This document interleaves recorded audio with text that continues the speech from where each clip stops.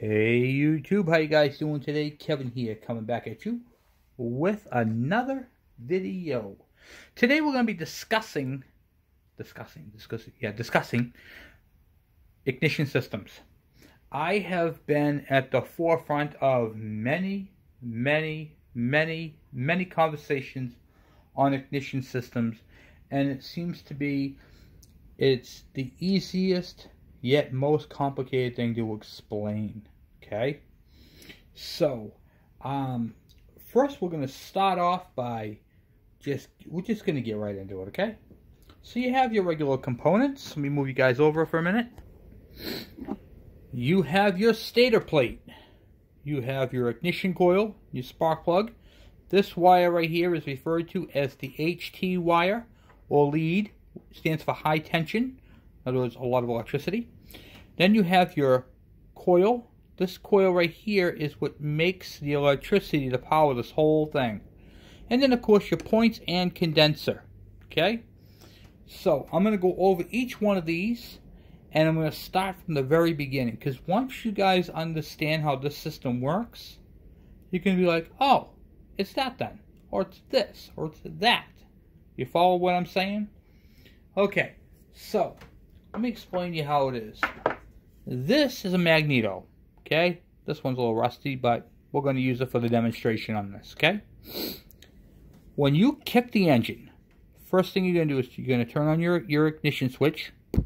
If you're the KD, if you're the KM or KE, all those, turn the key to the on position, okay? When you turn this flywheel, the second you start kicking it, turns. These magnets, 3 of them here, they start to rotate. And they make what they call a field. It's called a field. And this magnet goes over these 2 posts right here. And that it makes an electrical field. Charges this coil, and it makes electricity. The electricity then travels to the condenser here. Okay, this is a condenser, not a capacitor. Okay, there is a difference. I'll explain to you what that does. Okay, you can see the black wire and then the blue wire. The blue wire goes up to your points. The black wire goes up to your ignition. And then there's a little copper wire that goes up to the underneath it. You can't really see it on here, but it's in there. So you have 3. Well, actually, this one's black. Okay, so you get 3 wires going up to your condenser. Okay. The power then travels along here, goes up to what they call the breaker points.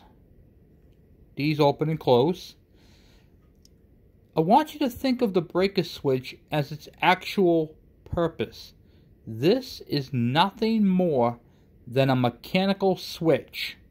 Okay? Think of it that way. It's a switch. It turns on and off. On, off. On, off. That's all it does.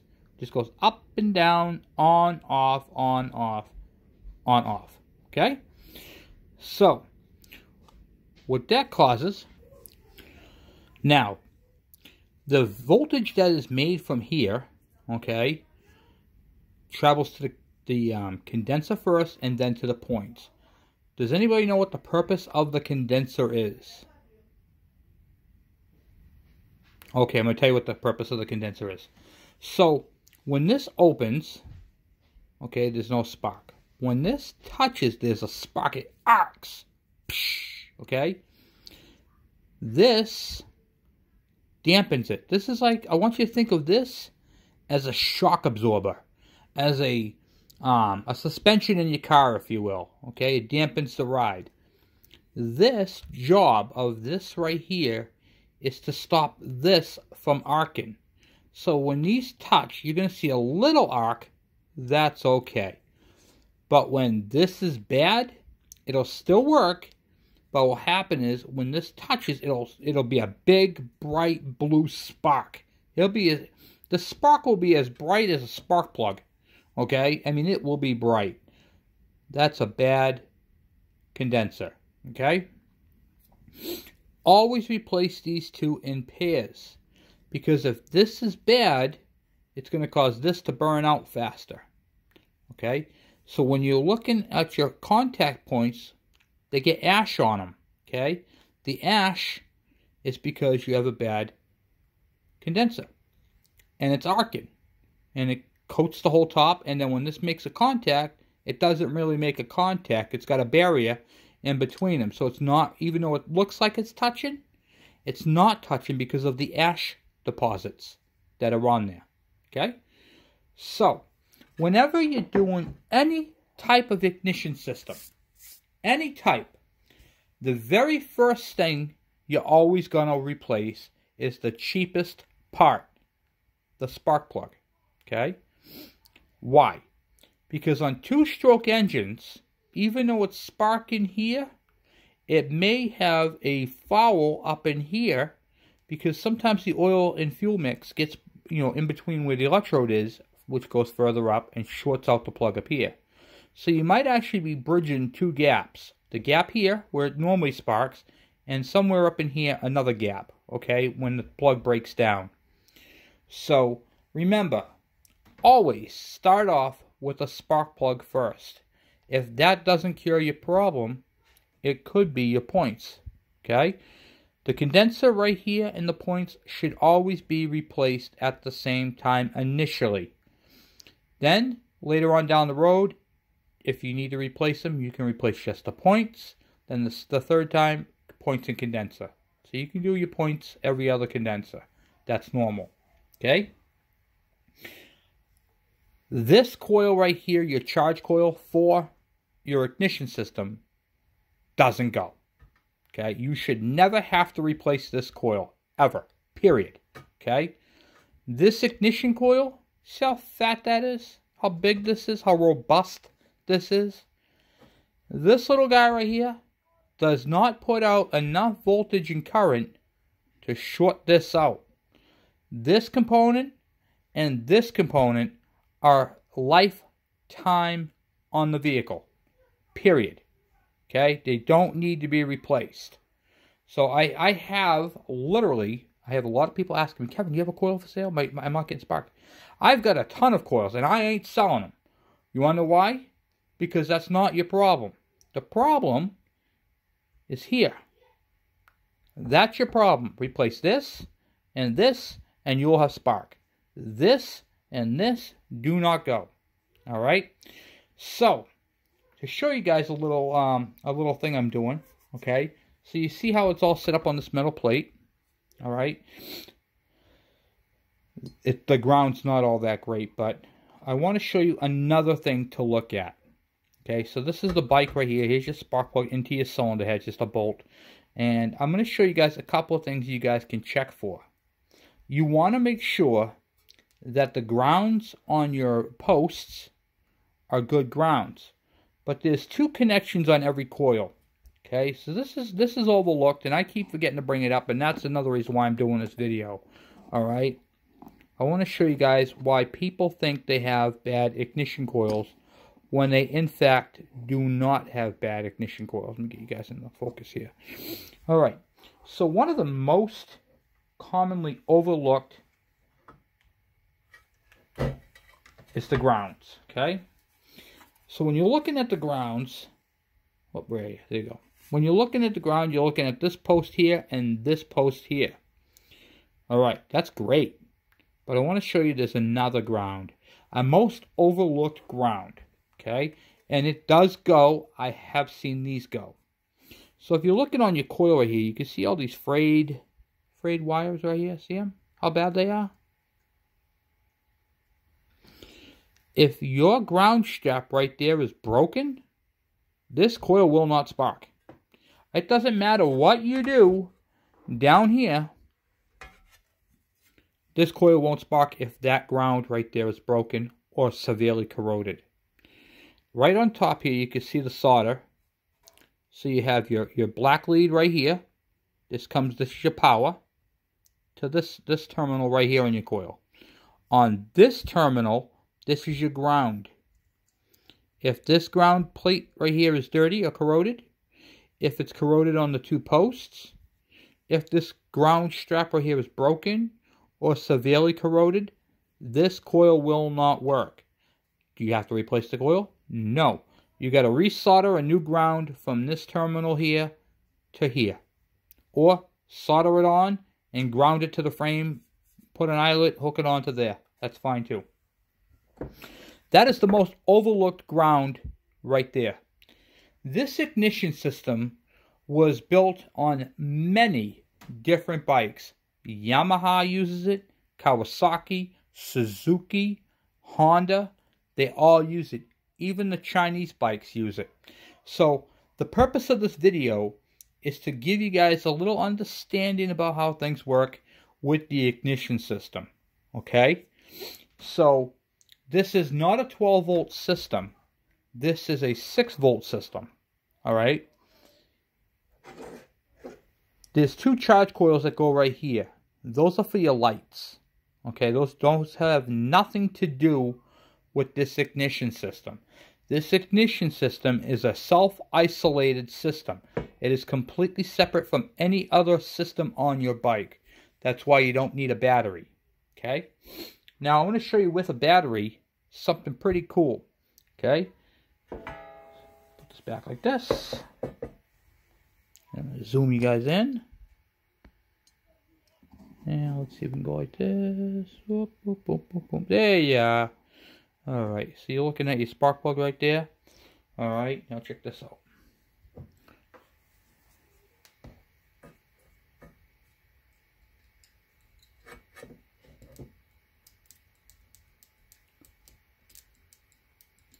See the spark? It's a good coil. Nothing wrong with that coil. So, you're probably asking yourself, Kevin, how did you get that coil wire right there to spark? Not even attached to the bike. I used a 6 volt battery. Touched it to the frame.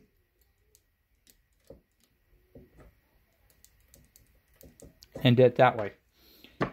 Now, it takes about 25 to 35,000 volts, a little bit more sometimes, to jump that gap. Okay? So in here is 2 windings. What is a winding? A winding, I'll show you. Give you an example.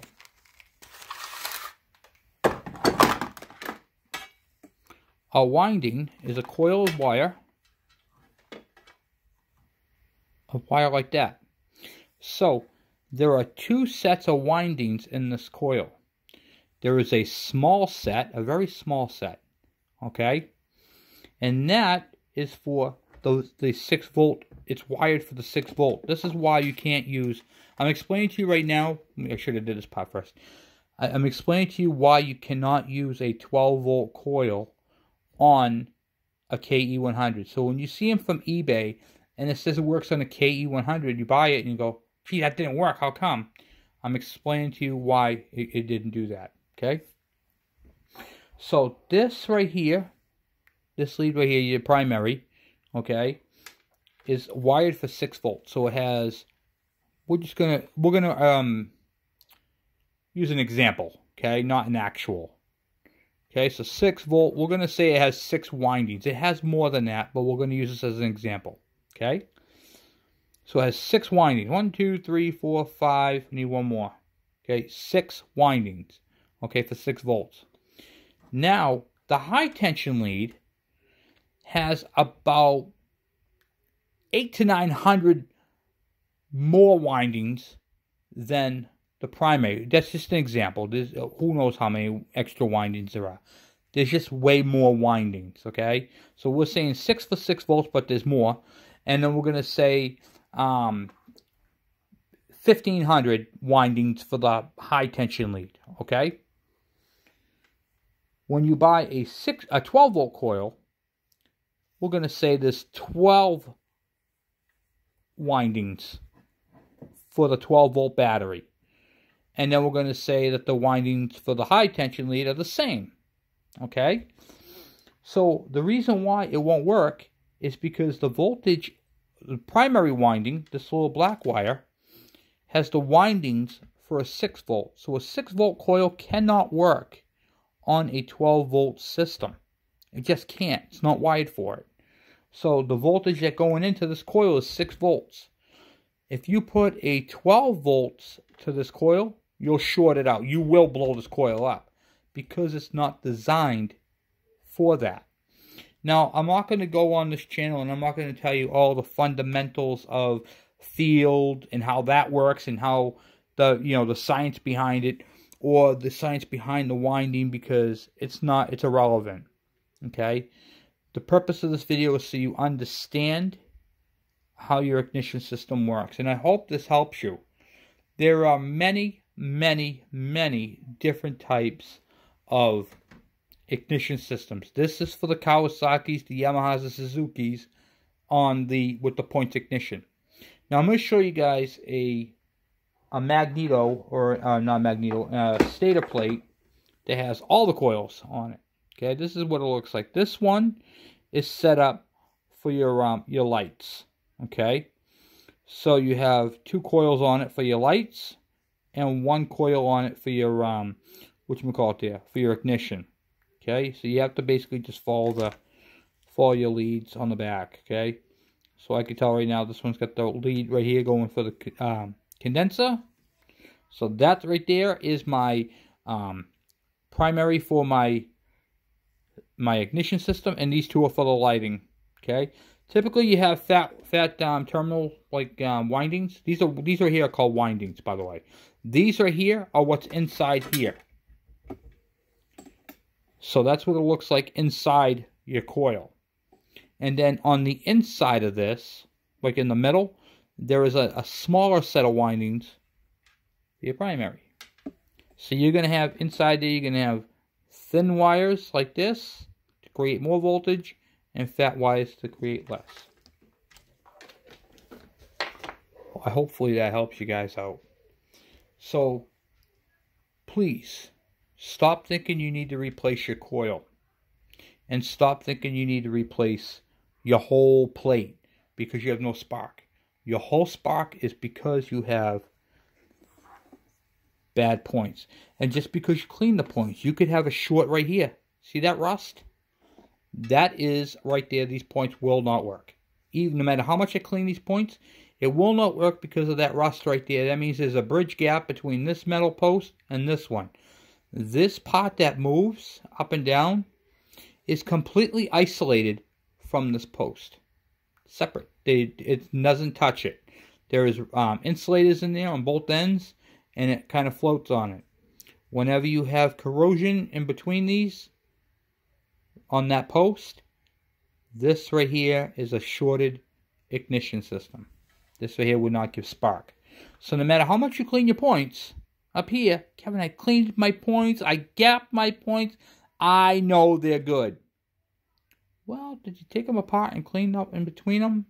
Did you test them, make sure you get continuity? Because, I mean, that's really the only way. And how you test them is you can undo the wiring from the... I'm just going to show you. Okay, so the first thing you're going to want to have to do is, see that blue wire? You're going to want to undo that from this nut. Take it off. Because if you put the continuity tester on and you go to ground, it's going to read negative. Why? Because it goes all the way through here. Goes around, it goes into the condenser first, then around here, and then to ground. Okay, so you will be reading a ground, and automatically you'll read bad points instantly. So you have to undo the blue wire.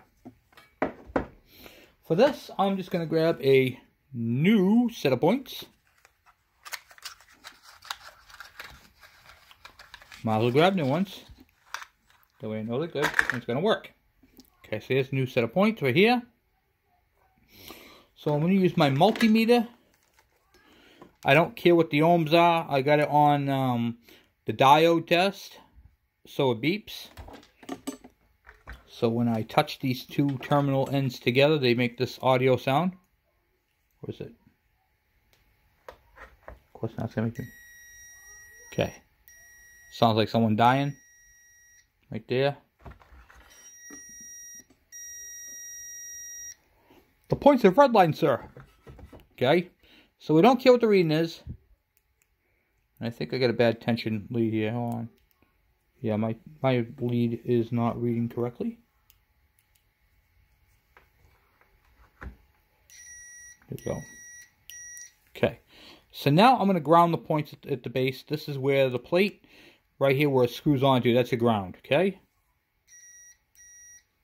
So now when I touch this terminal, it should beep.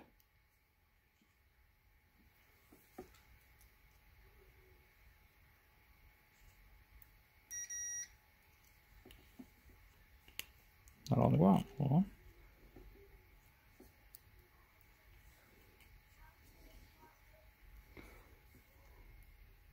Look at this, guys. Brand new points. Trying to do a video, and I got brand new points. Is that a dirty? Brand new points, dirty.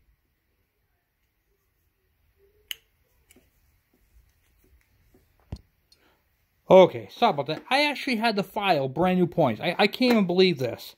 Anyway, what are the odds? Okay, so when they're touching, you should hear audio. When they are open, you shouldn't hear nothing. Closed, do you hear it? Open, you shouldn't hear nothing. Okay, so that is how you can test your ignition points. Okay, pretty neat thing. And I'm going to show you guys a cool light bulb trick down the road, how to put a light bulb in it and it'll blink with your engine as an indicator that you have spark. But we're going to do that on another time. It's pretty cool. Oh, yeah. And here's the condenser right here. This is the other thing I wanted to show you. Brand new set of points and condenser. I can't even believe that did that. I had to file brand new. I'm mad now. Okay, so anyway. Here is a dab of solder that's right in the middle. You don't have to add any solder to the system. Okay, you got two little tabs. All right. First tab, the long tab, is going to go over all your wires. Okay, that's going to clamp your wires. You put your wires in there and you push it down like that. Okay. The second one is going to be for your bare wires. All right. You want to make sure that your bare wires are on the second tab. Now, there's something you need to know. Okay. There's a black, see this black piece right here? Nothing can go past that black piece. No, the solder from here cannot go to the casing, because that'll bridge the gap, and then this will be junk. Okay, the wires can't hang over and touch the edge here, because that will cause a ground and short it out. The only solder you need is the solder that's right here. Once you heat up that tab of solder, then that right there is all the solder you need. You don't need any more. And I have videos on that as well, so you can check out my other ignition videos. So hopefully, guys, hopefully this helps. Hopefully this explains a lot. And also, you want to make sure that this cam right here is clean. This cam is junk. It's all pitted. It's not worth having. Okay, I can feel the roughness. You can see the rust. Okay, you could clean that up with some sandpaper, buff it out, make sure it's nice and shiny. But you want to make sure that your cam is clean and is not all pitted. And lubricate your felts. So here's your felt right here. This prevents your cam from getting rusted. And it prevents premature wear on this little bar right here that rides and opens up your cam, opens up your points. Okay, that's what your cam rides right there. That's your oiling system for it. What do you use for oil? You can use a couple of dabs of 10W30, 10W40, whatever you want for motor oil. Lubricate this pad so it'll lubricate your cam. Alright? Well, that's all I got for you guys for tonight. Thank you for watching. Thank you for subscribing. And if you have any questions about anything here, by all means, please ask me. I would love to help you out. Alright? Talk to you later. I'm out.